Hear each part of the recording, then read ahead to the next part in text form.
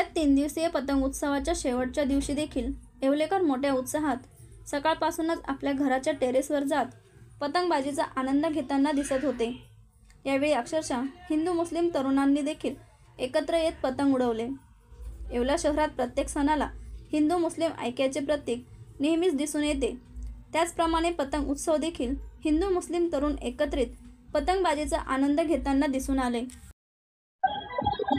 मकर संक्रांत हा उत्सव गेल्या 250 वर्षापासून येवल्याची परंपरा आहे आणि हिंदू मुस्लिम एकतेचं हे एक प्रतीक आहे की हा दोन्ही धर्म मिळून हा समाज एकोप्याने हा उत्सव एकोप्याने साजरा केला जातो आणि लहान मुलांपासून तर वयोवृद्धापर्यंत या पतंगोत्सवाची खूप मोठी क्रेज आहे आणि हा उत्सव 3 दिवसाचा उत्सव असतो। आज त्याची सांगता आहे आणि आज पतंगोत्सव दुपारपर्यंत झाल्यानंतर संध्याकाळी येवल्यात फटाक्याच्या आतिषबाजींची या उत्सवाची सांगता होते। रिजवान सर, आज हम यहाँ पर पतंग उत्सव के लिए यहाँ पर सब जो एकत्रित हुए हैं और ये 70 से 80 साल तकरीबन हम यहाँ पर इस पतंग उत्सव का यहाँ पर आयोजन कर रहे हैं और बहुत ही अच्छी तरीके से हिंदू मुस्लिम एकता के साथ में ये त्यौहार है। हिंदू मुसलमान इसमें किसी का कोई वाइट बॉल नहीं होता, कोई टेंशन ही नहीं है।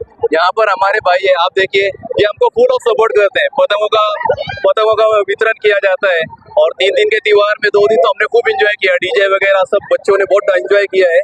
आज का आखिरी दिन है, शाम में आतिशबाजी बहुत ही अच्छे तरीके से यहाँ पर होने वाली है। अतुल भाई गटे, बब्बू भाई, हमारे निहाल भाई, इन्होंने बहुत अच्छे से यहाँ पर प्रोग्राम भी इसका आयोजन भी किया है और हम चाहते हैं कि इसमें और ज्यादा अपग्रेड आते जाए और पतंगों के जो अपग्रेडेशन वो चलते रहे और बहुत अच्छे से मिलकर एक दूसरे त्योहार मनाते जाए। ये जो मकर संक्रांति का त्योहार है इसको हम काफी धूमधाम से बनाते हैं।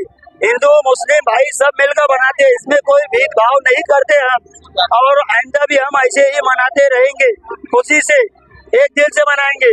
हर एक का रक्त लाल है, एक ही कलर है, इसमें बनाने वाले ने फर्क नहीं किया। हम कौन होते फर्क करने वाले। साई ज्योती मूळव्याध हॉस्पिटल, मूळव्याध, भगंदर, फिशरवर आयुर्वेदिक औषधोपचार, क्षारसूत्र इंजेक्शन व व्हेसल सीलर जर्मनी लेझर मशीनद्वारे उपचार, डे केअर सेंटर, ॲडमिट राहण्याची गरज नाही, मेडिक्लेमची व्यवस्था, स्त्री रुग्णांसाठी स्त्रीरोग तज्ज्ञ, ठिकाण धारणगाव रोड, कोपरगाव, संपर्क डॉक्टर तुषार गलांडे, डॉक्टर काजल गलांडे।